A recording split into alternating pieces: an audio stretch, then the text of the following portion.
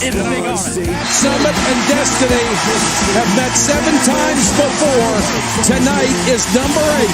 And the Tennessee Volunteers are the SEC Tournament champions. It's been a long time coming. The last time Tennessee won this tournament was in 1979, but they've got another trophy to put in the trophy case at Thompson Bowling Arena.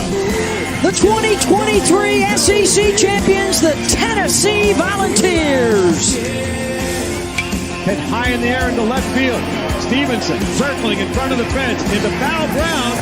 He goes into the corner, makes the catch, and that's the ball game. And the Volunteers will hold the trophy. How much fun is this, man?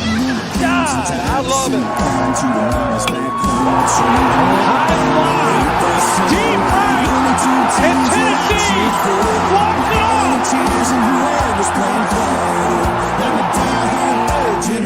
The 2-2 to Denton. Well hit deep left field. It is gone. For the win for the Volunteers. From 40. On the way, a knuckleball. He got it! How much fun is this?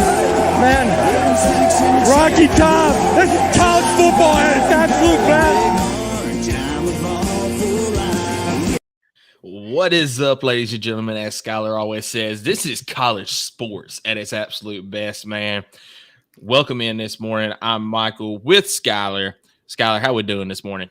Dude, we're doing jacked. We're a little earlier than normal, but that's okay. A fantastic weekend for the Lady Vols, as we'll get to talking about that. And we've already got people tuning into the show. What's going on?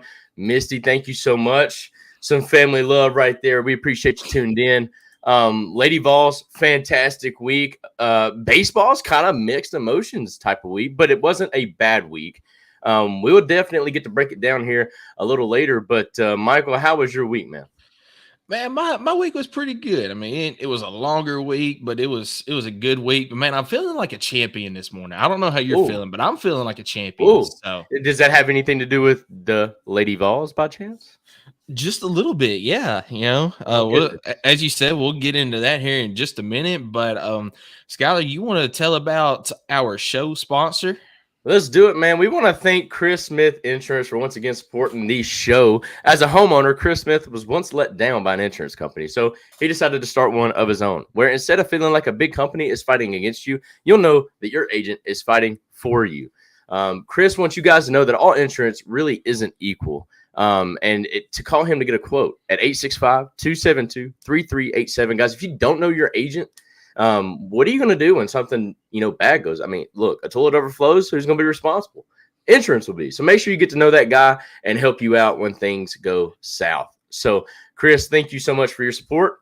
And without further ado, before you actually get into segment one sponsor, I want to let the folks know, because we've kind of gone without, publicizing this thing out in a little while. But you see that beautiful hat you're wearing? Maybe the folks just want to know where you got the hat. So I would like to show the folks. We got a merch store right here. Absolutely. We started this thing a while back, and I had trouble getting the right logo, but Michael came in the clutch and actually got some merch in there with the circular logo rather than having the background like I had it right here. But either way, we got merchandise. Whatever you guys need, it is there. We've got these things set. It's really quality product. I've got a couple of the hats. You see one of the hats over my shoulder right here. Michael's wearing one of the trucker hats. But no, if you guys want to help support the show in another way other than just tuning in, by all means, rep the merch, ladies and gentlemen. So I wanted to show you guys that. I appreciate y'all. Now, Michael, if you want to go ahead and let us know who our segment one sponsor is so we can get into this. Well, before we get into this real quick, I do want to share something with you guys. So you guys have heard me mention Skeeter from the Woods Water Mizzou podcast. That's right. I'm going to pull this up real quick. If you've got just a little bit of money to spare, if you would click on you can go to Twitter. I'll share it on Facebook as well on the Vol Fanatics page. This GoFundMe, Skeeter had a bad accident at work this past week, actually lost 3 toes. Oh, no. And not only that, but him and his wife are expecting a baby within the next couple of weeks. So a lot going on with that family right now. So prayers up to Skeeter and his family. Cole here is one of his co-hosts on the Woods Water Mizzou podcast. Like I said, click on this link here. I'll share it on the Facebook. If you got anything to spare, it would be greatly appreciated for the family. Skeeter is a fantastic guy, family guy. Well, I thought it was showing on here, but I guess it's not. It is now. This is the link here, and I will share it on Facebook. But he's a fantastic guy. I've done some recordings with him on the SEC podcast for the College Huddle. So if you do have anything to spare, it would be greatly appreciated. So Skeeter, we really hope that you recover from this soon. I know it's going to be a long road, going to be multiple surgeries on the foot. Man, but prayers up to you, Skeeter, brother. That's tough, man. Do you by chance know what he does for a profession? I believe he's in some sort of construction, and I heard mention about something with train cars this past week is what happened. I got you. He had said he could very easily have been killed, so he's very lucky to be alive right now, and they've already surpassed the original goal that they had for him, which was $1,000. But it's going to be a whole lot more than $1,000, that's for sure, for these medical bills. 100%. So yeah, definitely going to be on his side. Not obviously just for the medical bills, but also for the full recovery if he can make one. Hopefully it doesn't affect his life completely. As far as still being able to walk. I mean, it's just hopefully just some toes. Hopefully he can still walk after this and whatnot. But definitely going to be thinking about him for quite some time. As you mentioned, he runs the Mizzou podcast alongside College Huddle. So he's kind of one of our teammates in a way. So thinking of him, even though we're thousands of miles away, but no, that's tough. And thank you for letting us know about that. Yep, absolutely. So now without further ado, we'll get into some Tennessee sports. But before we do that, our first segment sponsor is Optimal Asbestos Services, your trusted environmental consulting firm in Knoxville, Tennessee. State licensed and insured, we specialize in asbestos air quality management for commercial buildings and homes. Contact Jeff Mull at 865-223-3297 or on the web at optimalasbestosservices.com. So, Jeff, we really appreciate you being our first segment sponsor. And with that, we're going to start off with some Lady Vols softball. And I'm just going to throw the graphic up there first before we get into games. Champs, baby. Back-to-back SEC champs for the first time in school history. Did not lose an SEC series throughout the season, and dating back to last year, have only lost one series in 2 years. Incredible run that Karen Weekly and the girls have been on. Karen Weekly's got this team rolling, and honestly, this has got to be a shout out to the senior class of this team, though. Just absolute, what a remarkable run that this team's been on. I didn't really know this, but Karen Weekly's only been the sole head coach since 2021. So twice in the last 3 years, she's been an SEC champion.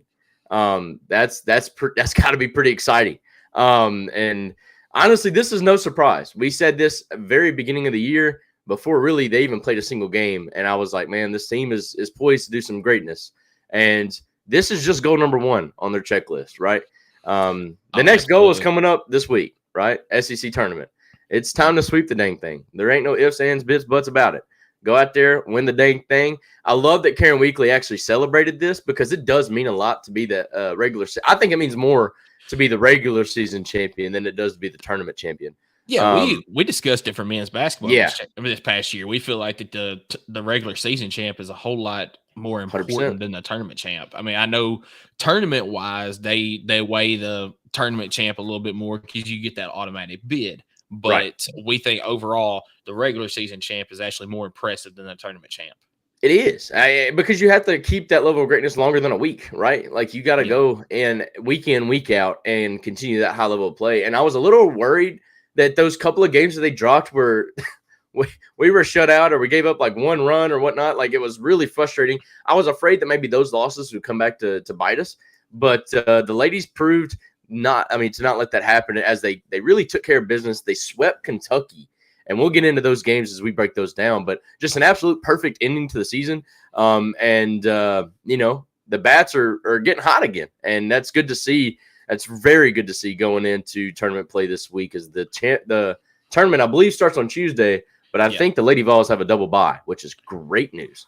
So, yeah. So we'll get right into it. We'll touch on this one briefly just because it was last week as we were recording. Oh, we don't have to talk about this. It's a loss. Come on now. This is what I was talking about, brother. This is what I was talking about. Now, how in the world our offense can't manufacture one run?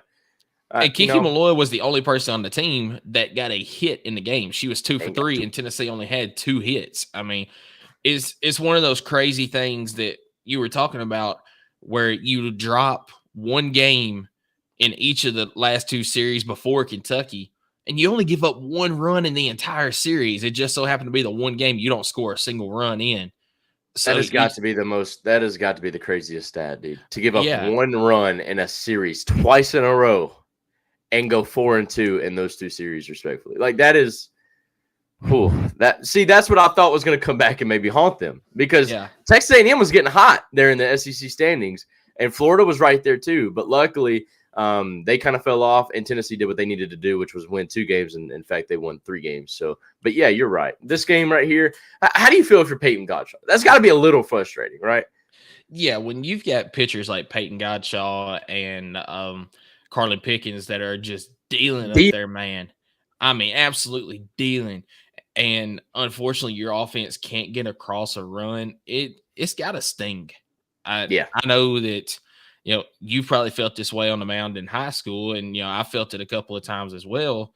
Not that I was as good of a pitcher as you were, but, you go up there and you feel like you've got your good stuff that day. You throw a fantastic game, and unfortunately, your offense on the other side doesn't get it done, and it doesn't feel the greatest. No. I mean, not that it's a waste, because it's never a waste, but it's just more of like what more could I do? Like there's not a lot more that she could have done.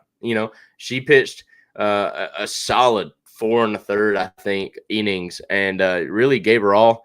She didn't have the greatest strikeout numbers. She did have the 1 earned run. But I mean, come on, dude. It's 1 earned run. Like she was dealing. And but it is what it is. The offense turned it around, and the pitching's always been great for Tennessee. So I mean, as long as we can manufacture, I think the magic number for Tennessee this last weekend was 8, but the usual magic number I think is 3. I think Tennessee is something like 36-0 when scoring 3 runs. Yeah, they're undefeated on the season when scoring 3 runs, and we'll get right into one of these games. Let's do it. 8-3, the final in game 1. That's right. Kentucky did strike first in this game, and let me see if I can pull up the pitcher's name. But the pitcher for Kentucky was, dealing in that first little bit. Tennessee was struggling off of her. Let's see. It looks like Shinover. Shinover. I don't know exactly how you say it. I mean, she was dealing those first 3 innings, and then the 4th inning, Tennessee started getting some hits on her. And as you see in the 4th, 5th, and 6th innings, Tennessee puts up a total of 8 runs. Did exactly what they needed to. You mentioned that the batch was starting to get hot. They did in this series, which is exactly what we wanted to see.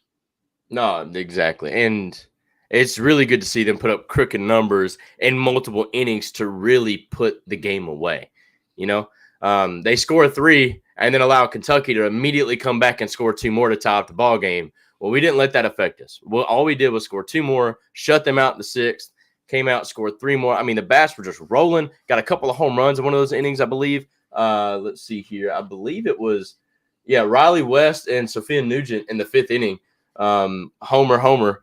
That was kind of like, that was the icing on the cake for that game. It was good to see those bats come back around. And then Taylor Panel in the 6th gets a big 3-run shot to really shut the door. That was it, man. That was it. But I mean, the momentum shift, almost like the wind leaving the sails for Kentucky is when we answered right back in the 5th. Didn't let them, stay tied too long at all as we answered very quickly. And then, Taylor Pennell, she's been hot, dude, at the plate, man. She was really hot this weekend at the plate. She's been one of the best hitters with runners in scoring position here in the last week or so than I think any other hitter in the Lady Vols season. I mean, I think she's dang near batting 500 with runners in scoring position. I don't have that exact stat. I just seen it come up as I was watching one of the games, and she was like 4 something, and she kept hitting. So I'm like, it had to go up, But that home run was massive. And how much have we talked this year about Kiki Malloy, Zeta Pooney, McKenna Gibson, Riley West, Sophia Nugent? How about adding in a Taylor Panel into the mix? Adding in, which Destiny Rodriguez has been doing it all year long, but you add in a Taylor Panel to those names that we just mentioned. This Tennessee team, the softball team, is starting to kind of sound like the baseball team as far as top to bottom. Who are you going to go out there and not be afraid to pitch to? And let's not forget, there's some ladies in the bottom of the lineup that has that potential. They just kind of gone cold a little bit. But look at Laura Mueller, right? Yeah. She kind of went cold last weekend, but she came back. She hit very well this weekend, and she's also got pop potential. We forget she had a 3 home run game earlier in the season, and one of her debuts taking over for Bella Fall. So she's got the potential. Kind of down there toward the bottom of the lineup. Justin's tuning in. We appreciate you, Justin, for tuning in. Guys, we got a lot of people watching on Facebook, Twitter, and on the YouTube channel. Y'all be sure to comment. Let us know that you're here. We really do appreciate you guys tuning in. As we're talking a little softball, as the Lady Vols are back-to-back regular season SEC champions. That cannot be said lightly. What a job that they have been doing. But we're wrapping up here. Game 1 recap as the bats came alive and the pitching did just enough, as always, to get the win over the Wildcats in Game 1. Let's talk about the pitcher for just a minute. In each of these games, the starting pitcher didn't get to finish because they started getting hit on. Carlin Pickens started this game, and she did fine.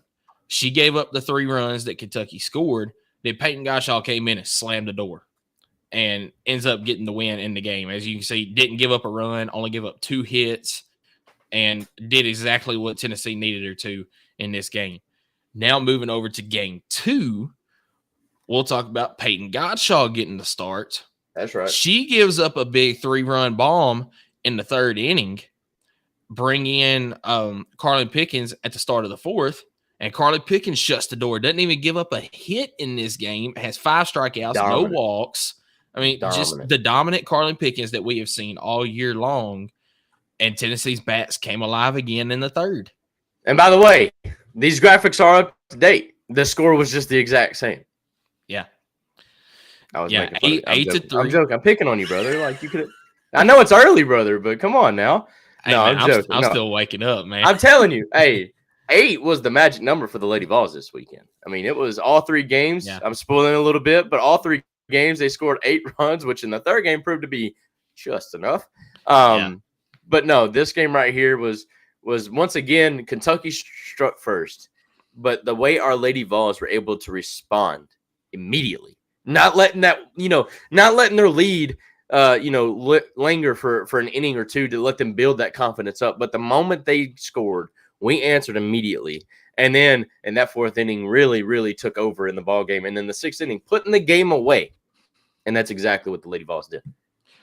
Yeah, absolutely. And you had home runs in this game from Kiki Malloy and Taylor Panel.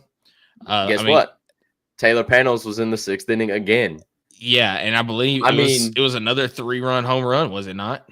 2. It was Riley West. Riley West. Yeah. Two runs scored in the 6th. But yeah, it was a 2-run shot in the 6th to really just put the game away as that stretched that lead just from 3 to 5. But no, I'm telling you, there's not been a hotter batter than the lady that you have right here on the graphic, Taylor Panel. 2 for 4 with a home run, 3 RBI total with a run scored. That is the type of performance that Carlin Pickens can look back on and say, thank y'all for having my back. I went out there, pitched like I always do. In 4 innings, had 5 Ks. The record speaks for itself, but honestly, the record should be better than what it is. It is insane how good our pitching is, and it's not just one pitcher. A lot of times, softball teams that are competitive just have that one dominant pitcher, and then they try to get by on the midweek or maybe even one game of the series, throwing somebody out there who's capable of throwing strikes but not necessarily of getting outs. We have 2 pitchers that are capable of getting outs. Every batter, no matter who it is, and we honestly have a 3rd pitcher that's not that bad herself. But no, it's been a great weekend series. This is actually the game that solidified the SEC championship for the regular season. So all Tennessee had to do after winning Game 1 was win this one, and they clinched a share But then Florida helped out Tennessee later that evening by defeating Texas A&M, That's which right. clinched the SEC title for Tennessee outright, not a share of it. So, Which is always sweeter, right? yeah, absolutely. You never want to share an SEC title. You want to have it outright, just like Tennessee basketball did. I mean, that's the only way to do it. Well, the Lady Vols tallied up 10 hits. They doubled up Kentucky on the hits column as Kiki Malloy went 1 for 4 with 3 RBI. Believe she had that big home run. Zeta Pooney went 1 for 1. She got walked twice. Let's see. Boo Gibson went 2 for 4. Solid day at the plate. Riley West, 1 for 3 day, as well as Sophia Nugent going 1 for 3. Taylor Pannell, 2 for 4 with a 2-run shot.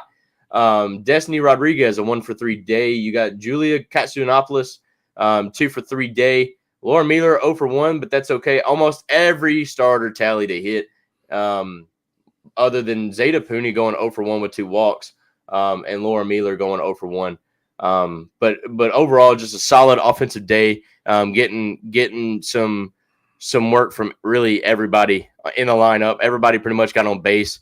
And that's good to see going in, I guess, to game 3. If you don't have anything left on this one, we'll get right into game 3. That was a nail biter, actually. Yeah, and kind of making the joke again, this graphic was updated, but Taylor Pannell once again was your player of the game in this one. As Tennessee, it takes extra innings, but they get it done 8-7 in the ball game here. This is a game where you actually threw 3 pitchers, so it was senior day. Karen Weekly decided to start Riley White on the mound. Being hurt, she is a senior on this team as well. She lasted 1 1/3. She had a very good first inning. Second inning got roughed up a little bit, gave up 2 Second inning runs. wasn't terrible. It was just they were finding the gaps, right? Yeah, and it is what it is. But I want to talk about the coaching job of Karen Weekly in this game, because you've already clinched the SEC title. Yeah, it's senior day. You want to get your seniors out there. She could have very easily been like, well, I mean, this game, it is what it is. Doesn't really matter the outcome. No, she's a competitor. When Riley White started struggling, she went to one of her aces in Peyton Godshaw and said, we're going out and we're getting this game. Yeah, absolutely. And if it wasn't for the 5th inning, I think she would have left Peyton Godshaw out there to finish it out. But she got in some trouble there in the 5th as well, and Carlin Pickens came in to close it up. But that decision to go from senior to sophomore on senior night to get the win, that I think is kind of what you're referencing, because the first 2 pitchers obviously were seniors. But that decision when Peyton kind of got in some trouble, instead of letting her just go through it and say, hey, this is your ball game at senior night. No, Karen Weekly's like, you know what? No, we really want to win this game. And I think she also knew that the offense was there to win the game. They just couldn't give up a 10 spot in an inning, which is what they were kind of en route to. But Carlin Pickens came in, shut it down, as she always does. And Tennessee gets a big win. And once again, man. But now this game right here was, this was, if you're an offensive person, this was hit after hit. Something that, some folks love to see. It's just, but honestly, after the very first at bat by Kiki Malloy on senior day, going yah in left field. Maybe I'm the one that caused this game to be close, because I kind of prayed for Kentucky. I don't know. I was like, man, this is about to be over. This is about to be over in 5, brother. Like, this is no shot. We're about to go home run after home. Kiki Malloy's going 4 for 4 with 4 bombs, hitting for the cycle. Like, I was going crazy with my I don't know, expectations after that hit. But no, Kentucky did a great job. Once again, it's all about how you answer an inning, right? So Kentucky came right back in the 2nd inning, scoring 2 of their own. And the Lady Vols did great by scoring 2 right after that. But I'm telling you, that 4th inning from us, and then that 5th inning, the way they answered that big inning from us, you got to credit Kentucky for hanging in the ballgame. They really wanted to win this game. You know how Kentucky and Tennessee is. That rivalry there is starting to be one of the bigger ones in the SEC. Even though Kentucky's not really done anything to help that, it's just the hate is there. But the Lady Vols did exactly what they need to do. It's always a good day and a good weekend to beat and sweep Kentucky. Yeah, and before you pointed out, I did find one little mistake I made on the box score. Oh, Tennessee did was it not not a four score. spot?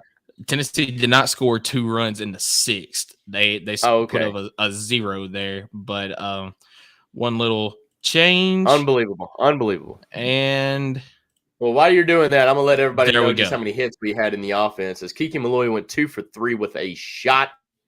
Zeta Punu went a little cold, but that's okay. She got walked a couple times. 0 for 3 day. Boo Gibson a 1 for 4 day with an RBI. Riley West a 3 for 4 day. Taylor Panel a 3 for 5 day. Just absolutely smoking it. Destiny Rodriguez once again a 1 for 3 day. They allowed Bella Fall to pinch run, I believe. So that was kind of cool to see her get back onto the field for senior day. And then you had Julia Katsunopoulos going 1 for 3.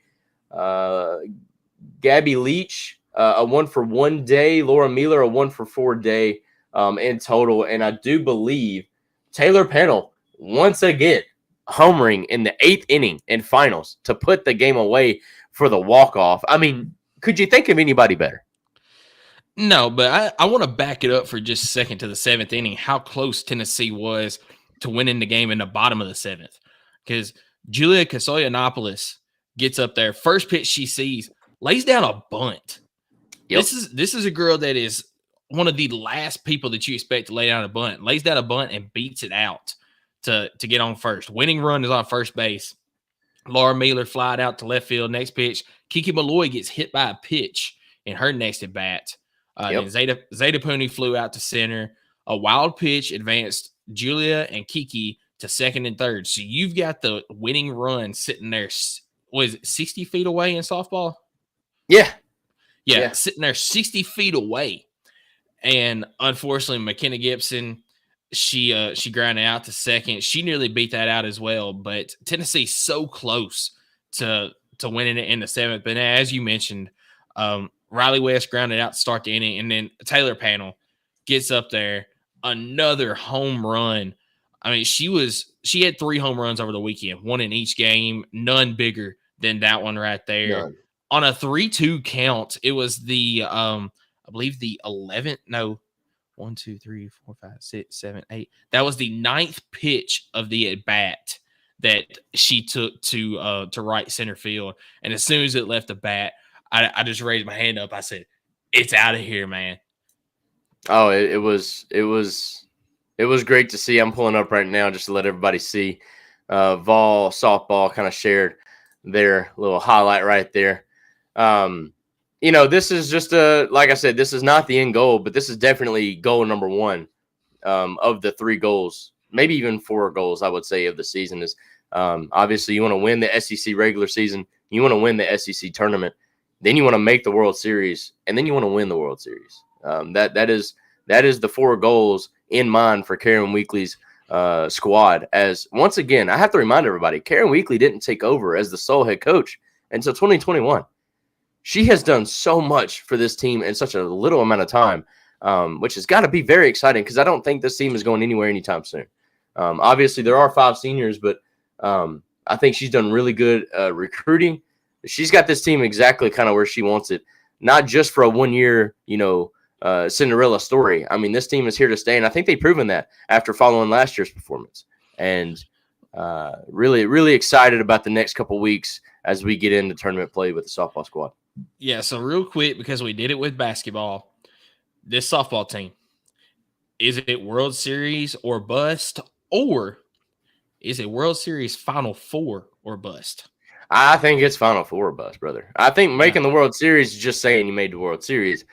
In no way, shape, form, or fashion, I think their expectations anything less than making it to the championship game of the World Series. Yeah, I think they've been that. I think you're right. I think they've been that team all year. I mean, they ever since that Florida State loss in the World Series last year. Obviously, I think they lost to Oklahoma as well. That's been sitting with them the wrong way. It kind of gave them a chip on the shoulder, and they have been fighting, clawing, whatever you want to call it, to get back to that spot and to redeem it. I mean, this is the redemption tour for Karen Weekly squad, and they're full throttle right now. Full throttle. Yep, and as long as these bats stay hot with the pitching the way it is, there's not a team that I think can beat them 2 out of 3. I don't think so. I don't think so. And And honestly, I think there's a lot of teams out there that don't win a game against us. It's almost like we get in our own way, honestly.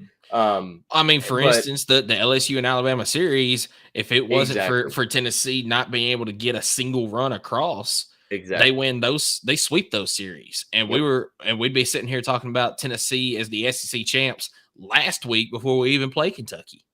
Yeah, exactly. But the Lady Vols, man, they finished their regular season a whopping 40-9. They pick up their 40th win this weekend. Do you think that had anything to do with the decision on winning that game 3? Is like they wanted to pick up win number 40 in the regular season?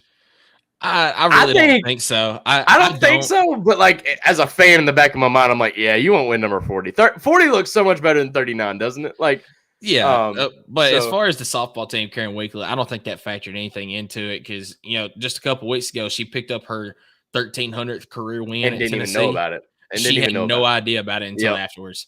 No, exactly. Yeah, they've got one thing on their mind, and that's the game in front of them. That's all they're thinking about, and that's what they did to win. And like I said, they finished the season 40-9, 19-5 in the SEC as they get the sweep. Like I said, Texas A&M was that team that was really pushing them. They were within a game and a half, I think, at one point. Entering the weekend. But they dropped 2 of the 3 this weekend. Which really it gave us a big cushion. I think depending on how the games go today, if they're playing today, Tennessee could win by as many as 3 games. So they took care of business in the final weekend. Yeah, today's game 3 for Texas A&M and Florida, so it could end up widening that margin there. But you have anything else on softball before we move ahead to Tennessee baseball? I don't, man. I'm really looking forward to the tournament. Again, that starts Tuesday, May the 7th. But again, we do not play on opening day. I don't believe we'll probably play closer to Thursday. But guys, there's one goal for this. It ain't a one and done like the basketball team. I could probably say that it is. We're going for it all. We're going for the SEC sweep, if you want to call it. I really look forward to watching these ladies go ball out this weekend. So, no, that's all I got. Let's talk a little baseball, man. If you want to, I guess I can go ahead and give out the segment 2 sponsor, as that's going to be. And she tuned in earlier, if y'all seen her, Miss Leanne, with P&L Business Services. We know firsthand that getting your monthly reporting, invoicing, bill pay, taxes, and other essential business services right is critical. That's why at P&L Business Services, we go beyond bookkeeping by providing you with everything you need in your back office so that you can have your time back and the peace of mind to do what you love most, which is building your business. Behind every successful business is a great bookkeeper. Guys, if y'all want to reach out to Miss Leanne, obviously she tuned into the show. You go straight to her Facebook page, or a little bit easier on her, you can go to pnlbusinessservices.com. It is right there in the logo. You type that out, just put .com behind it, takes her straight to your webpage, and hopefully she can help you and your business and take a little bit of time off your hands and let you know and have the peace of mind that everything is taken care of with Uncle Sam, if you know what I mean. So let's talk about the baseball team. Yeah, let's talk about baseball. Unfortunately, we do have to get this one out of the way. I don't want to talk about this one. Because it's something that I literally called out. I literally called it out. If y'all listened last week, I said, look, Lipscomb is a team that I felt like we lost to not too long ago, and it was 2021 in a Woodback game. We lost to Lipscomb. And for some reason, when the team just has recent success, they just feel like they could go in there with a chance to win, and that's exactly what Lipscomb did. They came out firing in the first inning. Now, credit to our team for answering. But once again, in a game where we just failed to get 3 up, 3 down on defense, and it cost us the ball game, 100%. This is a game where I'm kind of torn because Tony Vitello threw in some backups or whatever, get them some playing time, which I'm all for until a certain point in the ball game when you realize that, hey, you're down by multiple runs. It's probably better to just go ahead and do what Karen Weekly did. Put your best guys out there and get the win, because this one kind of stings. This was no reason to lose this game. But Tennessee failed to pick up the win here, even with Billy Amick going on a 3-for-5 day. But no, this one was tough to watch.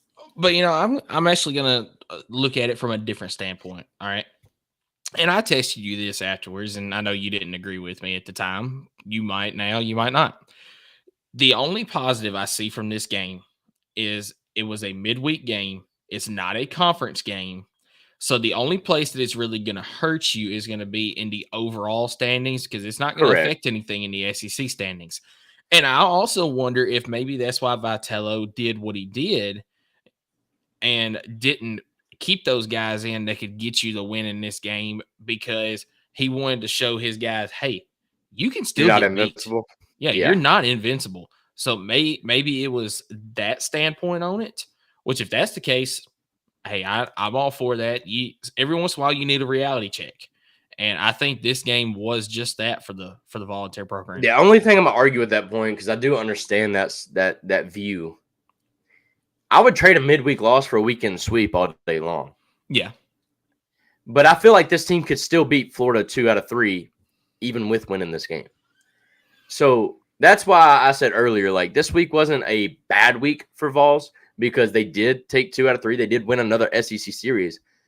But adding 2 losses to your record in a week where I don't feel like that was necessary, just overall could make the record and the when you're fighting for number 1 at the end of the year, this one will kind of stick out and be the reason why we probably won't make it to number 1 over Arkansas or A&M. But who knows? I think A&M lost 2 games this weekend to LSU, so we might pick up a spot.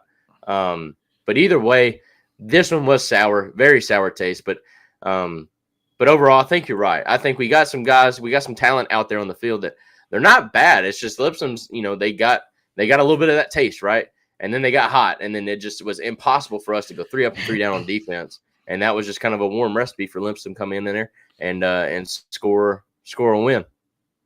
Yeah, and this was a game where Lipscomb felt the way that Tennessee most of the time does in the games. I mean, you look down the list here, and it's Vergara, 2 home runs for Lipscomb. Coppage, I believe is how you say his name, home run. Balk, home run. And then Tennessee just with 1 home run sitting there with Billy Amick. I mean, it was an unbelievable day for the leadoff man, Vergara. He was 3 for 4 on the day. He had a double as well as those 2 home runs. I mean, he was feeling it. And Tennessee pitchers in this game, they didn't do terrible. Like, they just got roughed up a little bit. And it's like once that 1 hit happened, it was another one to go along with it. It wasn't just 1 hit. It was each pitcher that came into the game gave up 2 hits at least, except for Garcia and Nate Snead. So it was one of those where it wasn't just that 1 and then you slow the bleeding. It was multiple hits being strung together that led to those runs coming across. And yeah, it was Lipscomb's batting average with runners on base. That was the big difference. I don't have that actual number in front of me, but like watching the game, it every time a guy got on base for Lipscomb, there was a base hit coming right after it. Yeah, I mean, Lipscomb only left 5 runners on base in the game. Yeah, and that's with runners in scoring position. I'm just talking runners on base, period. If somebody got to first base, somebody was following that up, whether there was 2 outs or no outs, it didn't matter. But you mentioned David Kopech, a 4 for 4 day from him, and that's really kind of, I mean, he was a dog. A 4 for 4 day. He only had 1 RBI because he was the guy that was scoring. He had 3 runs himself. No, just overall, a great day for Lipscomb. Got to give him credit. And a day to honestly forget, but to also learn from for Tennessee Vols. Yep, absolutely. So we'll move on from this one right here. I don't want to talk about it anymore. Thank God. Get it off the Tennessee, screen, please. Get it off Tennessee baseball. Off the screen. Thank you. Tennessee baseball. They were supposed to play on Thursday night this week, Thursday, Friday, Saturday series. Tennessee and Florida got through all their warm-ups. They got through the national anthem on Thursday. And then lightning delay, rain. Game got delayed for 2 hours. And then finally they said, we'll just move to a doubleheader tomorrow, which I think actually benefited Tennessee overall because the starting pitcher for game 1, I can't remember his name now, for Florida, he was actually on a pitch count. He's coming back from injury. He went through all his warm-up stuff. Like I said, they were ready to play game 1, and that's when it got called. So when you're on a pitch count like that, you're not just going to come back the next day and warm up like you did the day before and still be on that same pitch count. So they took him completely out of the lineup. I think maybe pitched him a little bit late in yesterday's game. But yeah, it changed things around for Florida. They had to scramble things, but Tennessee takes game 1 6-2. Man, this combo of my mind is blanking on Chris Stamos and AJ Causey, brother. Yes, Chris Stamos is the one I was blanking on. I kept thinking Xander Sechrist. I was like, no, he started game 1. Chris Stamos and AJ Causey game is 3. it might be the greatest 1-2 punch in the Friday or first game opener that you could have. And it's kind of funny how that ended up happening, right? Because it was AJ Causey's job. Yep. But then he went down with injury for a couple weeks, several weeks actually. AJ Russell.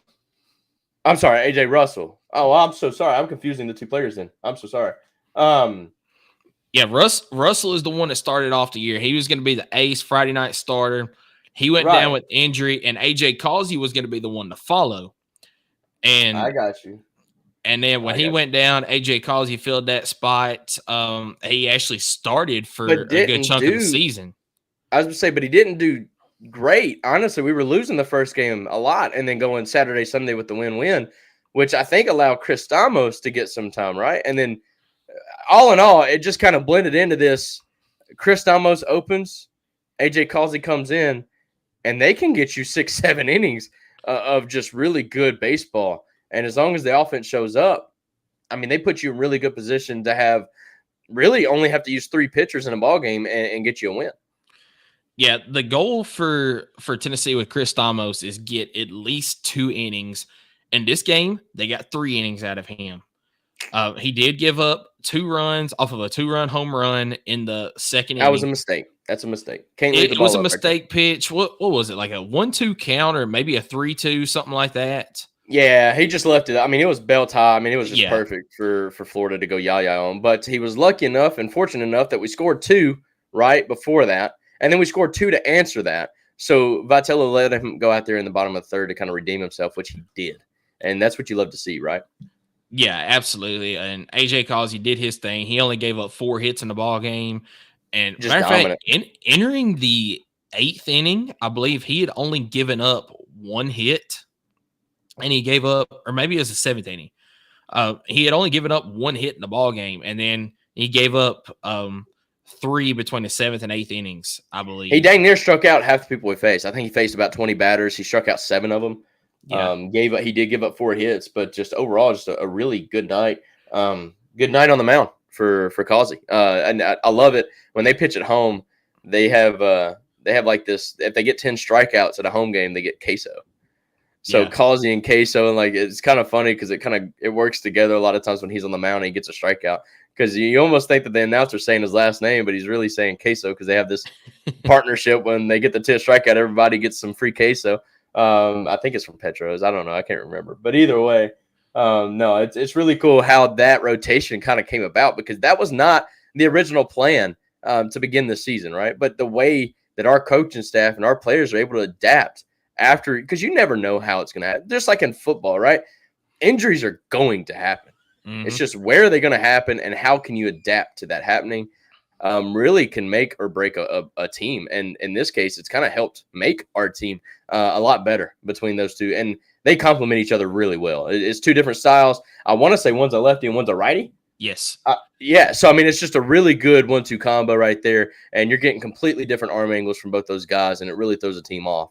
And so it almost, no matter how much film you watch on these guys, once you see it in the plate and seeing it completely different, it throws a whirlwind at you, and it's working. And I hope that it continues to work as we move forward with the last 2 series on the horizon for the SEC. And before we get into Tennessee's bats, I do want to give a shout out to Florida's pitching. Brandon Neely, he started the game, which, by the way, I know that you know this, but for folks that don't listen, we went to school with Brandon Neely's cousin at Richland, Noah Neely. So Riley Neely, yep. They played. They're big basketball players. They're very good basketball players. But yeah, I did not realize that Brandon was their. I knew that because he committed a couple years ago, and that was some big news on the Facebook feed. So you know what? Screw you for going for Florida. I'm joking. all love. Well, they're from Florida, so I mean, it's exactly. understandable. Yeah, you can't be too mad, but no, it's all good. We hate Florida though. So Yeah, but Brandon, he didn't have a bad game. He was making his pitches and he had 7 strikeouts in the game. It was just the hits that Tennessee had on him were just right where the defense wasn't. You see a lot, especially in conference play, the shift on for certain players because of their tendencies and stuff like that. And a credit to Tennessee for hitting the ball where the defense wasn't, hitting the ball hard where Florida couldn't quite make plays on it. So Brandon Neely, he had his stuff going. Clemente, the next guy, he had his stuff going as well. At one point in this game, it was like, I think 8 out of 10 Tennessee batters went down on strikes in a row, something like that. Well, and I was gonna say they went through a pitching carousel after the first 2, right? But in total, I mean, you had Blake Purnell come in for like a third of an inning, but got 2 strikes or gave up 2 hits. But they had, I think they tallied up Neely. We talked about the opener. He had 7 strikeouts. And 18, Clemente, the guy that came in after him, had 5. Yeah, so you talking about in amongst the game in total, they had 13 total strikeouts. I mean, their pitching was working. But unfortunately, when they wouldn't get in the strikeout, Tennessee was getting hits. And overall, it just proved to be just a little bit too much for Florida in game 1. We kind of talked about it being a blowout, but it really wasn't. I mean, this was a 6-2 ball game. Tennessee did almost double them up in the hit column and tripled them up in the run column. But overall, just a solid day from our pitching, honestly. Just the 3-punch. Kirby Cannell came in after Causey and did his thing. Oh, Kirby, man. I love Kirby. He is. Yep. He's going to be missed whenever he's gone, man. Yeah. I mean, he makes some mistakes because obviously he's not the fastest thrower in the world. So if he leaves it up, it does have a pretty good chance of getting yaya'd. But he's pretty smart most of the time. And as long as he's in the zone, he does his job. He can come in and give you 2 to 3. He's shown that he can give you 5. But, most comfortably give you 2 to 3 and save those arms for game 2 and 3 as we're about to talk about game 2, which was just 45 minutes after the completion of this game. But I guess before we do that, I do kind of want to let the folks know we didn't really talk about the offensive bats. Christian Moore went 2 for 5 at the plate, getting a run. Blake Burke as well, a 2 for 5 day. Billy Amick, a 3 for 5 day with an RBI. Dylan Dreiling, good to see this kid get hot. Good. He had a rough weekend last weekend. Yeah. I do want to talk about this guy right here. Misty says, "What about Moore?" I think Misty has a love affair with Mr. Moore here. That's all she talks about. It's just that kid's living his life, and he really is. Tony Vitello's about to get jealous, man. I'm telling you, bro. Tony, look. One thing about Tony Vitello, he don't have. Look, he gets to choose. He's one of the men, the few men in this world that he can go choose. But no, Dylan Dreiling, seeing the struggles that he had last week, to come back in the opening game and go 3 for 4 with 2 RBIs. And that is just great to see. And honestly, Hunter Inslee, a 1 for 5 day. You had Dean Curley going 1 for 2. That pretty much wraps up the offensive performance for your Vols. But like I said, just a couple of Vols that have been struggling lately, kind of finding their way in this game, really means a lot, not just for this series, but as we wrap up this season, as we only have 2 weeks left.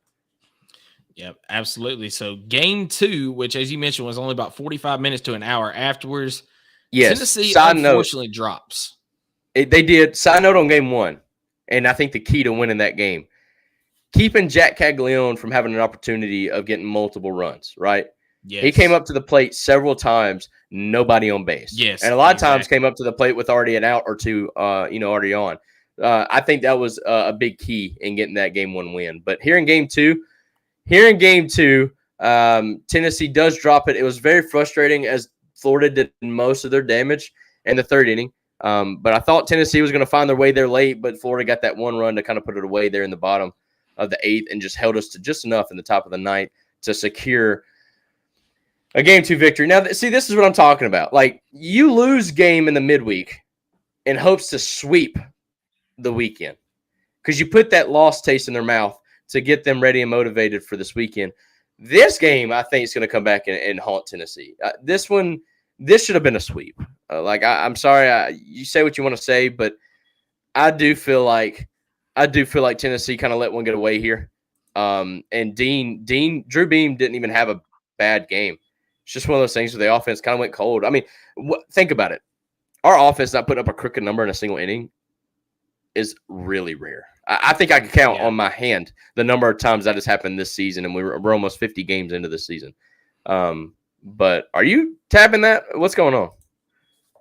All right, never mind. I'm not touching it. No, I thought you were tabbing that. Maybe my notebook was on the – I don't know. Either way, like I said, this one I just feel like could hurt Tennessee. Is in Game 3 we'll talk about here in a little bit, but, this Tennessee was within half a game, and now they're back within 1.5 games. And then, tomorrow they got the next game they did get the win. But, this could have kind of put them tied or even maybe a half a game up within first place of the SEC. So that's why I think this one had so many implications. But we always talk about it. Winning 2 games in the same day against the same team, that's pretty hard to do, which is why I think the postponement of the Friday game maybe hurt us a little bit, even though it got their starting pitcher out of the rotation.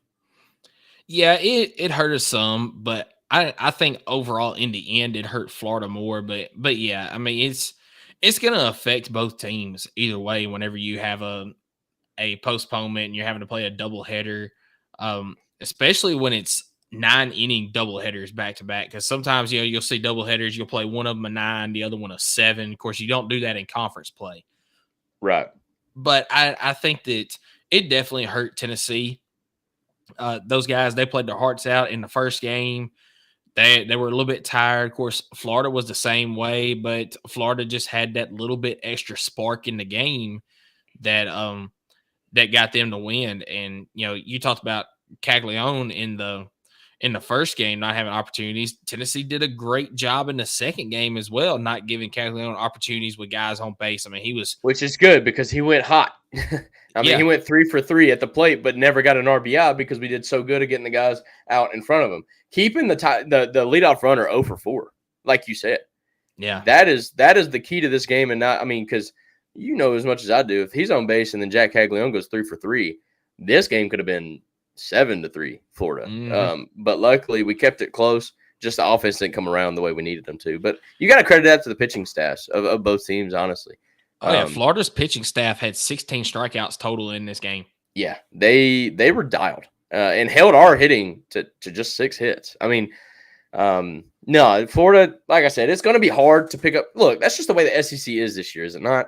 Just hard to sweep a team, especially at their place. I think people tend to forget we were in Gainesville.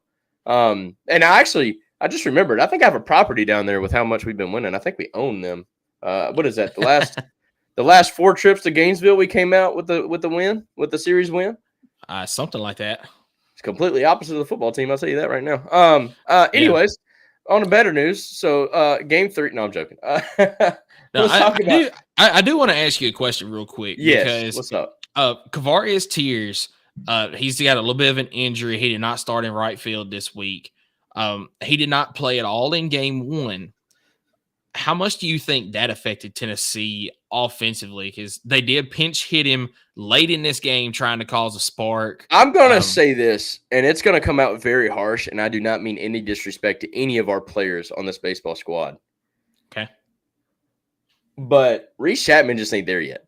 So it hurts a lot because when you're subbing in Reese Chapman, who I think in the last couple of games has just not been productive at the plate at all. I think he went 0 for in both of those games. I could be wrong. In fact, I'm going to look at that because I think he went 0 for in both of the games. I know he went 0 for 3 in this one with 2 strikeouts. Game 1, I know he had at least 2 strikeouts. Yeah, Reese Chapman went 0 for 3 in both ball games. Now, Reese Chapman did have a sack. I think he had a sack.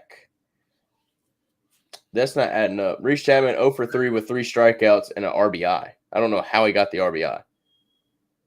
If he had 3 strikeouts and 3 at-bats, it might have been a wild pitch or something that caused him to get on first. I got you. So either way, in these first 2 games, Reese Chapman combined an 0-6 performance.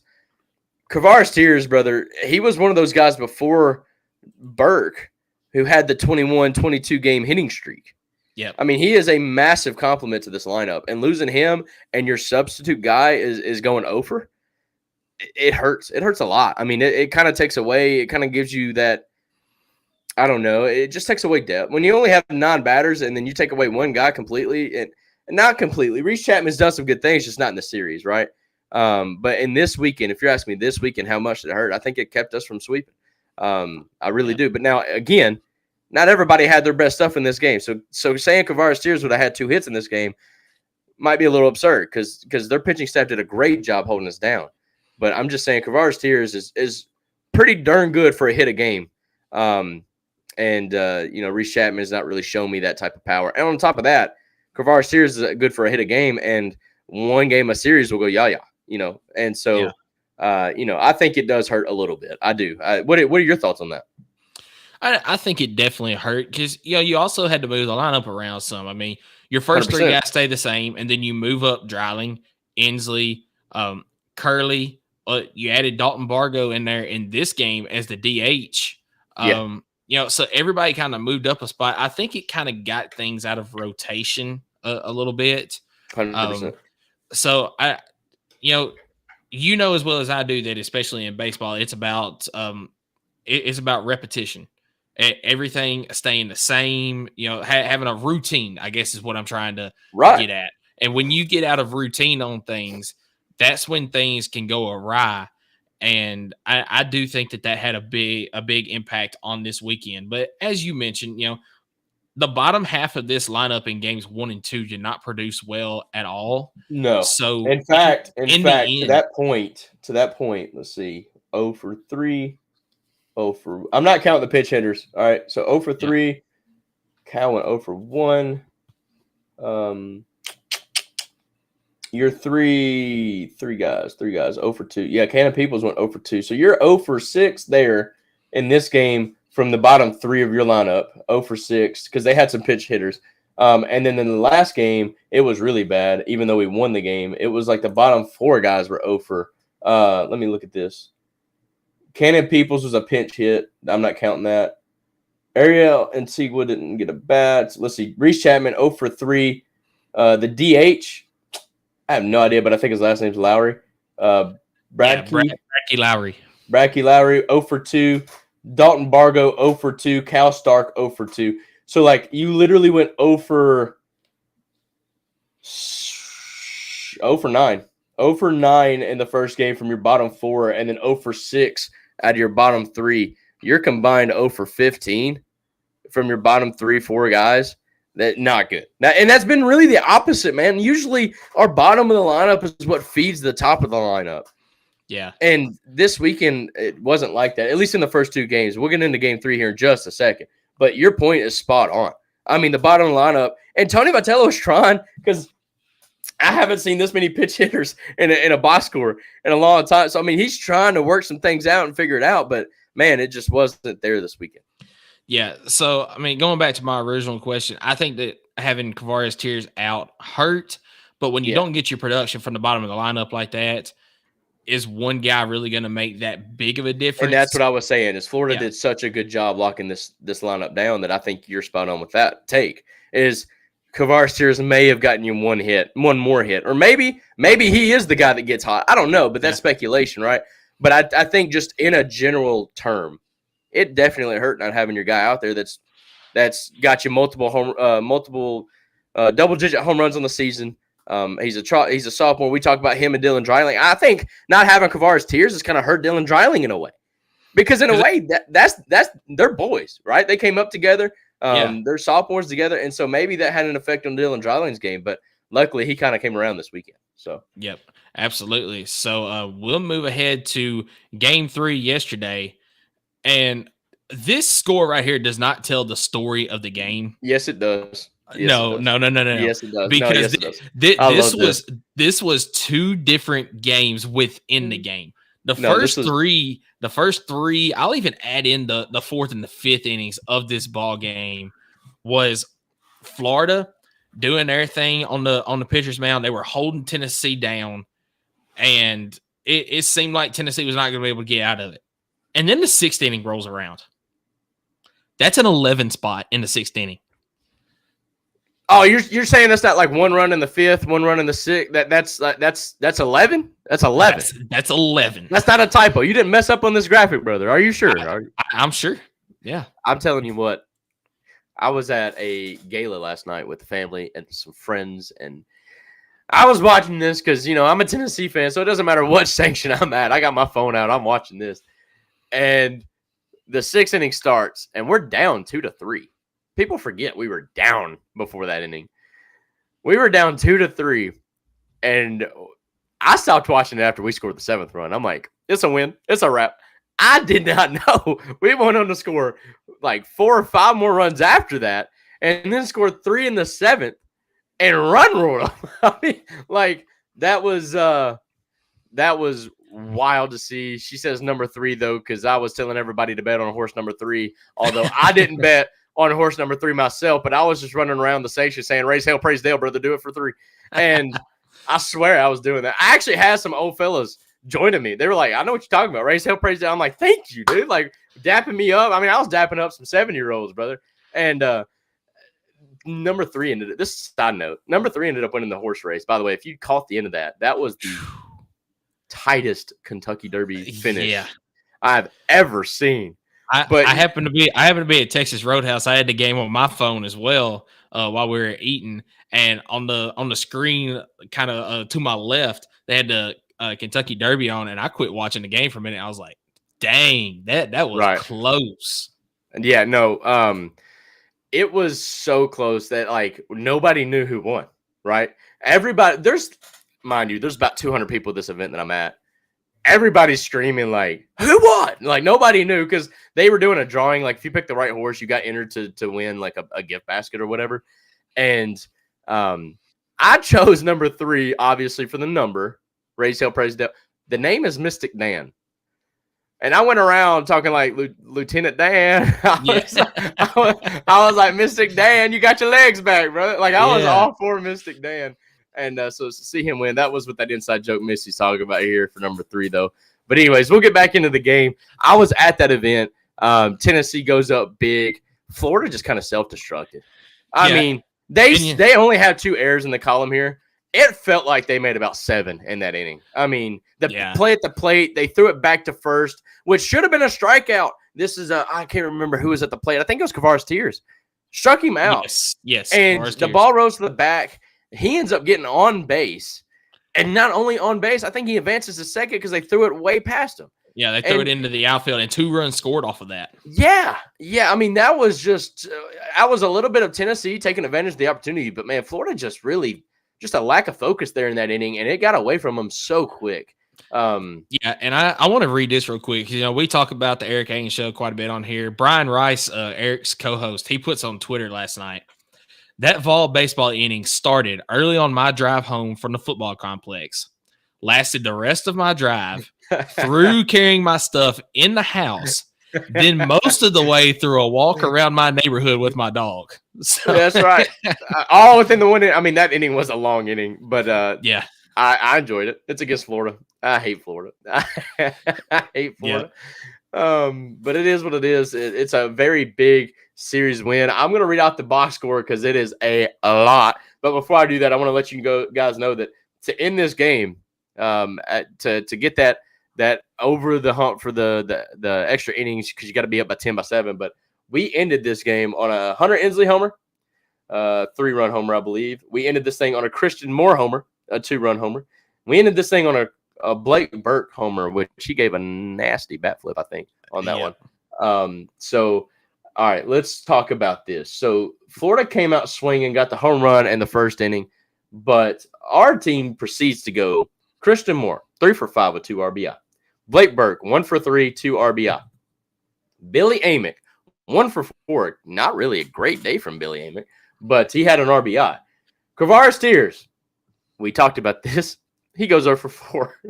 But he got the strikeout, which ended up bringing in a couple of runs because he reached on base on that at bat. And he also got walked. Yes. So he scored 2 runs in a game. Yes, he did. Dylan Dreiling, 2 for 3 day. Once again, Dylan Dreiling was hot these last few games, and that's so good to see because he was ice cold last weekend. Ariel Antigua, you got to see him coming in the game. He was 0 for 1.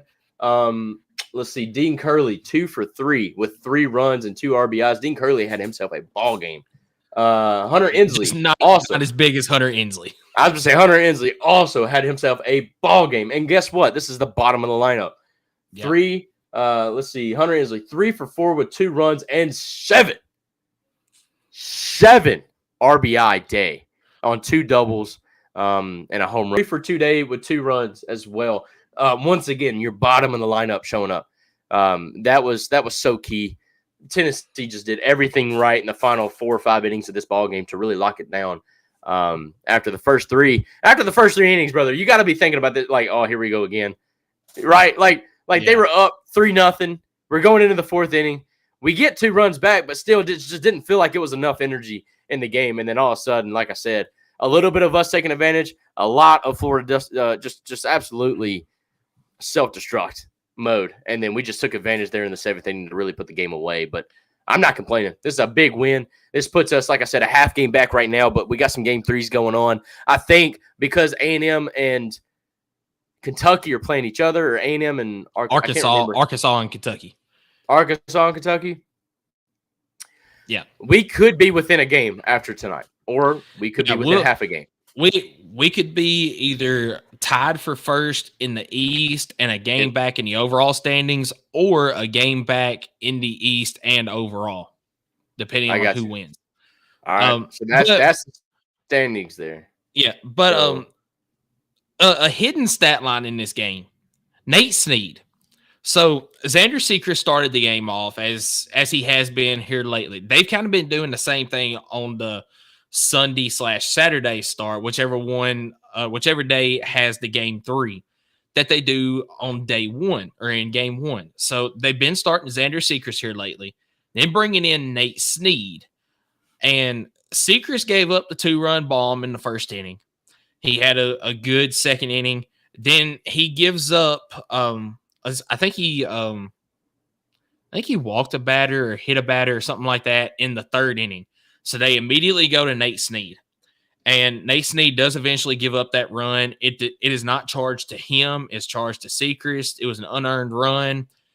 Nate Snead goes 5 innings, only gives up 2 hits, 7 strikeouts, 1 walk in the contest.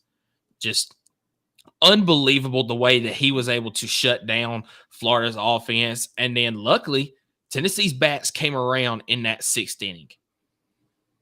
No, absolutely. I'm gonna give you another hidden stat in this series. Excuse me. Jack Caglione, one of the best hitters in the SEC, and we didn't hold him hitless. He got his hits, but we held him to 0 RBI in the series. Yeah, no RBIs, no home runs, but man, that dude can hit the ball. Oh, I know. Look, and I'm saying this out of respect, dude. Yeah. I'm saying we held the best hitter in the SEC. One of Charlie Condon is pretty good as well, but Jack Caglione, one of the best 2-way players in college baseball, but one of the biggest hitters. We held him to 0 home runs, 0 RBIs on the series. That is what Josh Pate would say a padlock stat. I mean, when you tell me before the series that Jack Caglione doesn't have a single RBI, I feel pretty darn good about our chances winning this series, and probably I would feel really good about getting a sweep. And I really hope that second game doesn't haunt us down the road. But overall, Tennessee just manhandling Florida on the diamond, and really, that's no surprise. Tony Vitello has been owning Florida really ever since 2020. Yeah, I mean, Florida did get the series win last year in Knoxville, which was unfortunate, but that was during the stretch where Tennessee was trying to figure things out at the beginning of SEC play. It was early SEC. Yeah, it was early SEC. Yep, absolutely. So, but Tennessee turned things around after that. But, another thing here, Tennessee handed Jack Caglione his first loss of the season. He was 5-0 entering this game. He's now 5-1 on the season as a pitcher. So, I mean, I didn't even think about that because I told you last week that, like, I thought we would win the first 2 games and then drop the 3rd one. Yes, because Jack Caglione has been that good. Yep. But, man, quite the opposite. Quite the opposite. But I'm okay with that. Yep. Tennessee this week, I forget who their midweek game is against. It is against, and I have it right here. Hang on one second, brother. Let's see. It is against Queens. Queens. So bringing down Queens for the midweek on game. a Tuesday night game, 6:00 Eastern at Lindsey Nelson Stadium before they head off to Nashville on Friday. As we go back to the Friday through Sunday series, but that'll be the last one as we wrap up the week or the season on a Thursday through Saturday again. And we kind of like the Thursday through Saturday. Yeah, I love the Thursday through Saturday. But the one thing that I'm not looking forward to this weekend, the Whistler at Vanderbilt. No, not that guy. Not well. They did us a favor in the fact that only one game's a late game, and that's the Friday night game. The next two are 3:00 Eastern, respectively, which is going to be 2:00 during the day. So at least we're not going to have to hear that Whistler in the dead of the night when there's absolutely no other noise going on, right? But yeah, you're right. I might just have to watch it on mute or something. I might actually turn on the broadcast station. Guys, if y'all haven't listened to that. John Wilkerson. Exactly, brother. He does a dang good job, and it blocks out that Whistler. So I might just turn on the broadcast, watch the game on mute. I've done that for several football games, and I'll be honest, it's almost a way more fun way to watch it. The only time it really sucks is when they throw up graphics and you have no idea what they're talking about when they're talking about the graphic. But either way, no, that might be something that I do this weekend. But look, we're within a game. Let's just say we're within a game because I think no matter how we'll be within a game no matter what. Yeah, no matter how it ends today, we're within a game with 2 series left to go. We are absolutely in play. We are absolutely. Vanderbilt isn't looking like a team that's going to really give us problems. Like I really think we're going to get the series wins over Vanderbilt. I think they just got we've been used to. But I really like our chance. Could Tennessee do it 2 years in a row in the men's and the softball and go, championship regular season? Is that really that close? Yeah, you're right. You're right. That was 2022. 22 is when baseball did it. Fair enough. So this year, I'm saying, could softball, baseball sweep?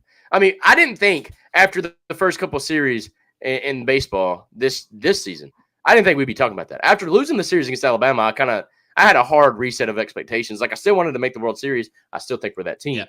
But I didn't think we'd be in the run of winning the SEC. But here we are, 1 game back with 2 weekends left. What do you think? I think there's a chance. But I'm going to lay out the way I think Tennessee's best chance of doing it is. I think you've got to sweep Vanderbilt this weekend. Vanderbilt is kind of on that downhill stretch of they're going the opposite direction of where they need to be. They really are. They really are. So I think that Tennessee's best chance of winning the SEC this year, you've got to sweep Vanderbilt. Do I think that they can? Yes. Is it likely? I'm going to say no because it is in Nashville. Vanderbilt does tend to get 1 game out of there. So I think Tennessee goes 2 out of 3. But Tennessee needs to sweep Vanderbilt and then take 2 of 3 from Carolina because South Carolina is a team that is going the opposite direction of Vanderbilt. They have been really hot as of late. They're picking it up down the stretch. So I'm not seeing a sweep, even though the games are in Knoxville. I'm not seeing a sweep of South Carolina in the final weekend of the season. I think it's going to be 2 out of 3. You just can't lose either one of the series to have a chance to win the SEC. 100%. You got to win them all, obviously.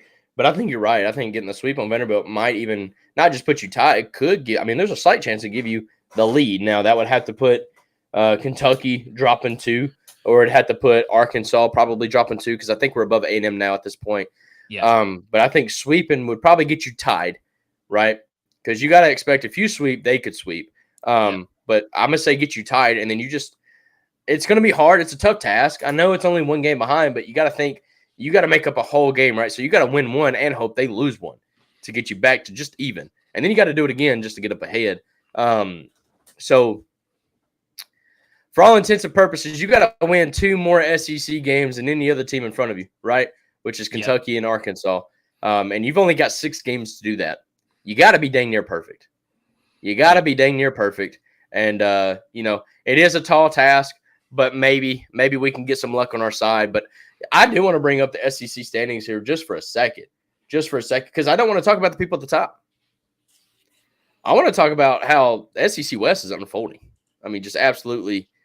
LSU's trying to revive it as they're on a 4-game winning streak right now. I think a 3-game winning streak, and they beat A&M twice, I believe.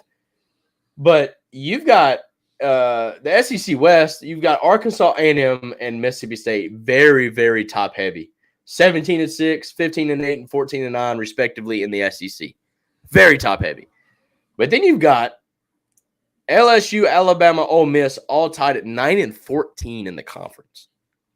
Just not getting it done. I mean, that's almost good of losing most of your series, going 1-2. Now Alabama did beat us, which is really looking like a really bad loss. I mean, our lone SEC series loss to this point, to this date, is against Alabama. Tony Vitello's squads have kind of proven to just not be as strong at the beginning of the season at 21-24. Just not a good season for Auburn. But in the East is quite the opposite, brother. You got Kentucky, Tennessee, 17-6, 17-17, respectfully, which is why we're a half a game right now, but that is going to change later. Georgia, 12-11, South Carolina, 12-11, Vanderbilt, 11-12, Florida, 10-14. And Florida has actually went down because they lost the series this weekend to us, so thank you. Missouri is the only team that is really bad, and they're 7-16, 21-27 overall. But the East has been very competitive here as of late, as Georgia's riding a 4-game winning streak to kind of help close that gap like the West has. I mean, the West just has a massive gap between the top tier, the middle tier, and the lower tier, which is just one team. But, just kind of wanted to bring that to y'all's attention. But we are right now in contentions. We are battling Kentucky. We are battling Arkansas. And we are really battling A&M a little bit. But I think there's no mathematical way, unless every team just loses every game, that A&M can win it out. I mean, obviously there's a mathematical way, but the realistic expectation of Tennessee or A&M or Kentucky losing the final two series is, I don't think that's going to happen. It could. I don't think it's going to happen. Yeah, but anything can happen, but I think I'm with you there. That's right. So let's wrap this thing up, as Tennessee is the men's team is getting ready to face Queens Tuesday night, 7:00 Eastern, I believe. I might have said 6 earlier. I could be right on that. Let's see here. 6:00 Eastern. Sorry, it was May the 7th. That's where I was getting the 7th from. And then they got the weekend series. The Friday night game starts at 7 Eastern, May the 10th. But let's wrap this thing up. Let's move on to segment 3 and get this show off the road.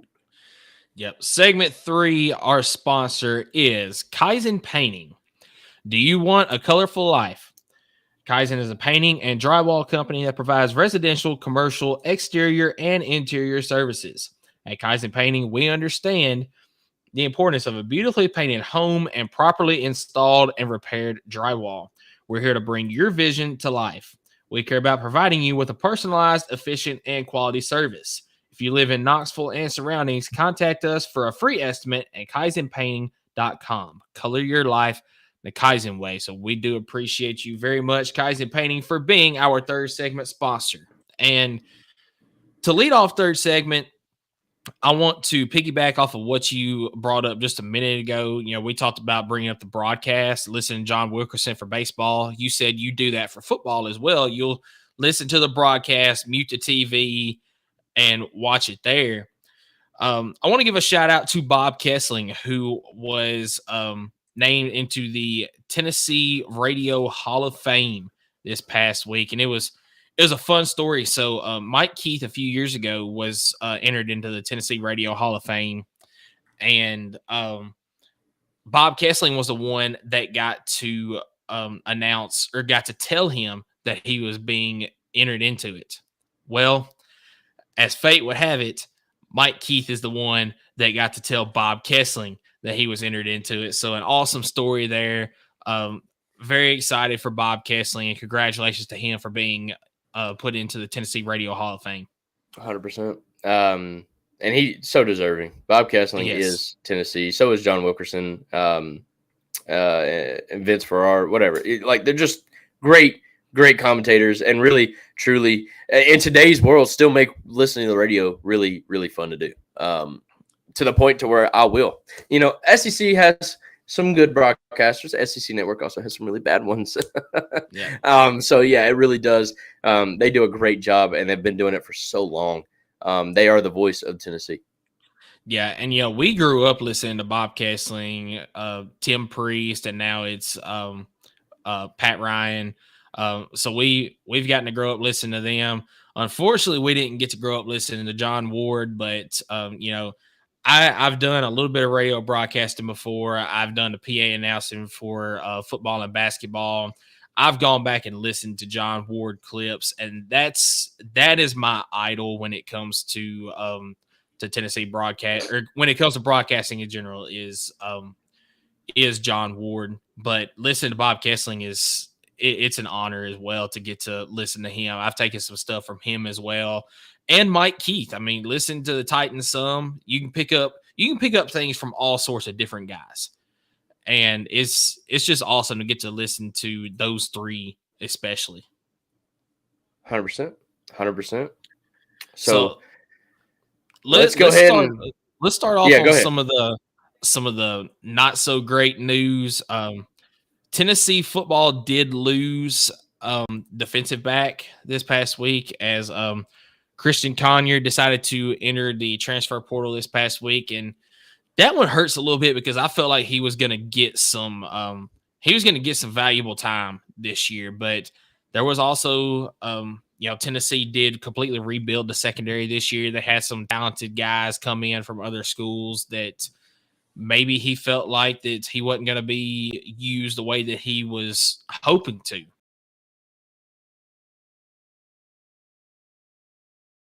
I don't think this guy was going to get any playing time. Oh, you don't? Okay. I don't. He was Kentucky's #1 recruit coming out in the defensive back group, whatnot. I think our defensive backs it's a very competitive thing, and I think maybe Christian Conyer came in with an idea that he could be fighting for really? Is it a second year already? Because I thought he was just a freshman, man. It's his second year. It is a second year. You're right. I'm confusing the recruiting classes, but no, he's going into a second year and he's seeing that he's getting beat out by guys that are younger than him or the same age as him. And when that happens, unfortunately, that means you have to battle that same guy every year you're there. Yeah. And I don't think that's a situation that he wants to be in. No, I think we got the defensive back room, as you know, just complete overhaul. And you thought that he was kind of going to be a beneficiary of it until we picked up 2 defensive backs in the portal. Got some big-time commits from 4-star guys in the defensive back group. Guys like Ricky Gibson. He's going to be battling Christian Conyer every time. And I believe Ricky Gibson is winning that battle. I don't know. I don't have insider information. This is just what I'm seeing from Orange and White game, from practice highlights, stuff like that. You're not seeing anything that says Christian Conyer on it. You're hearing all about those other guys. And so, I think this is just one of those things where he's seen the writing on the wall and he doesn't want to wait his turn. He just wants to go find a team that he can go, play as soon as he wants to. And maybe money's involved. I think money's involved with pretty much every decision nowadays, which is okay, go get you money. But at the end of the day, don't make a mistake like Tyler Barron did. Yeah, because Tyler Barron might not be playing ball this year. I hate to say it, brother, but he may not. I mean, he might have screwed himself out of the next level type of situation. Yeah. Where unless he stays at Tennessee, let's go on a tangent so that we can learn a lesson here. If he stays at Tennessee and he is alongside James Pierce Jr. on the defensive edge, James Pierce Jr. makes your life 10 times easier because he's getting double teamed every play, and you're one-on-one with your guy. So yeah, you might not be making $10,000 more a year than what you wanted to make. But, brother, you're raising your stock to get drafted in the 3rd round rather than the 6th round, brother. Like, it makes no sense to me why people don't think ahead in their decisions. I understand this game ain't forever, right? Next year isn't guaranteed. Tomorrow isn't guaranteed. But when you're setting yourself up, I mean, Rome wasn't built in a day, brother. Like, you gotta look at the full circle. And he had it. He had it made at Tennessee. He had, honestly, one of the easier paths. Anybody that lines up against or with alongside James Pierce Jr. is going to have one of the easier roads to success out of anybody. And he pissed it all away for money, allegedly. And now he's looking for a team yet again. He went from Ole Miss. He was at Louisville. And now he's nowhere. Now he has nowhere to go. I kind of wondered if he would message Tennessee and come back. Like, hey, lesson learned, my bad. But would you even want to do that at that point? Well, it's got to be a guaranteed no, right? At this point, he can't because that's right. The spring transfer portal after the spring games, you cannot go back in conference. No. I think he got around that rule because he went to Louisville. Okay, yeah, you might be right on that. Yeah. I think he actually got around that.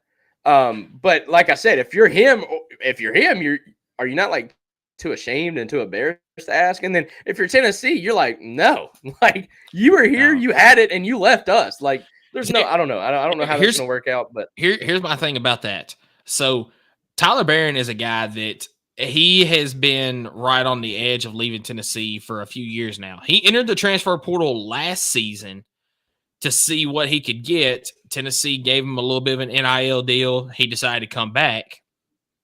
Then he entered and he left. Basketball, I don't have a graphic here for it, but Jonas Haydu had entered the portal a while back. Tobe Awaka did as well. Both of them have chosen their schools. Tobe Awaka chooses Arizona. That's a head scratcher for me because I felt like that Tobe Awaka would go back to his hometown, maybe go to St. John, something like that around New York, make sure he would get his playing time. Arizona might give him what he needs, but I don't know. I feel like he's going to be playing kind of a similar role at Arizona like he did at Tennessee. Yeah. I just it is what it is. We got some guys though. I hate to say that guys are replaceable because I truly don't feel like that's so inhuman to say, I guess. Yeah. But these guys left us. I mean, it's Tobe Awaka, I think, would have had it made if he stayed, kind of the same way Tyler Barron would have. He would have been battling JP Estrella and whatnot for playing time. But at the end of the day, they're doing what they feel like is best for them, and I gotta support that. But I also gotta support the kids that are program.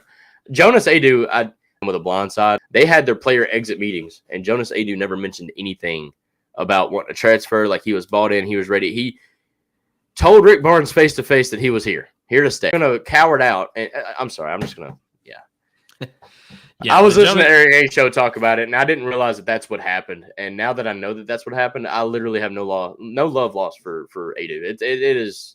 That is so low down, brother. Like so low down. But I think that Tennessee has upgraded in the portal this past year. You're right. Or this off season. I mean, you picked up I can't remember his name off the top of my head. The guy from Okpara from Ohio State. Yep. You picked up Darlington DeBar from Hofstra, and also this past week you just picked up Igor Milicic from Charlotte, who is a 6'10" center that can step out and shoot almost 40% from the three-point line. He is a 82%. Wait, whoa. Is this a Dalton Connect? No. I'll get to the Dalton Connect here in just a minute. Yeah, go ahead. I'm sorry. Got a little excited there for a second. Yeah, but Igor, he's a former 4-star. He committed this past week. He averaged almost 13 points a game, 8.5 rebounds a game at Charlotte. He's a physical guy, and that's what Tennessee is targeted in the portal over the offseason is physical big man. Okpara is one of those from Ohio State. Igor Milicic is a physical guy as well who can also shoot the ball. Big pickup, but a guy that we're on watch for right now, Chaz Lanier, who is from Tennessee. He has played UCF or somewhere in Florida, a smaller school. I can't remember off the top of my head, but we're on watch for him. South Florida is where he was at. But he probably will not announce anywhere for a while because he is entering the NBA draft process just to kind of get feedback on what can help him. But Tennessee is in the running for Chaz Lanier, so that would be a he could get him. Some other good news this past week: Jordan Beck, or Mike Honcho, as you might know him. He made his MLB debut this past week for the Colorado Rockies. And in that first game is gone off the roof for the Miller Lite landing. Already 2 early home runs in this game. Now that was not in the I don't think that was for the Colorado Rockies. I think that's just a highlight of him playing for the AAA team. But he did get a base hit on his, I think, very first pitch that he's seen in the show, which is good to see. I mean, that's what you love to see. Ryan said that seems like the audio is cutting in and out. I hope he's wrong on that. I hope he's very wrong on that. We've never had audio issues on the show, but if we do, please let us know. Well, we had audio issues once, but we got it corrected the next. Hey, week. we were rookies, brother. We were rookies. Yeah, that's been we still are rookies, brother. That's been a while back. But if you don't have anything else, I'm going to end off with the best news of the week. We already mentioned it earlier in the show, but the Lady Vols, back-to-back champs for the first time in school history. It's been an awesome year on Rocky Top. Awesome last couple of years on Rocky Top in different sports. It has been crazy. And one other little side note aside from this is for the second straight season in a row, the season football tickets has been sold out at 70.5, but 70.05 because it is 70.5. 70,500 tickets. Let me just point at that. So 70.5 thousand tickets sold out for the second straight year. The hypo effect, brother. So lady champs, football team's got some high expectations. Baseball team. He said audio skipping. Man, we've been on for too long. That's all it is, brother. So let's wrap this thing up. Let's get out of here. You got anything to end it out? One last thing. I'll make it quick. The men's golf team, number 1 overall seed in Austin, Texas for the NCAA tournament. So it's not just football, basketball, baseball, softball. It is in everything school at Tennessee. So I'm a ball for life. I'm a ball for life, y'all. I bleed orange and white, y'all. I will till I die, y'all. I'm a ball for life, yeah. Raised up on John Ward, giving 6 in the checkerboard till I'm gone, go big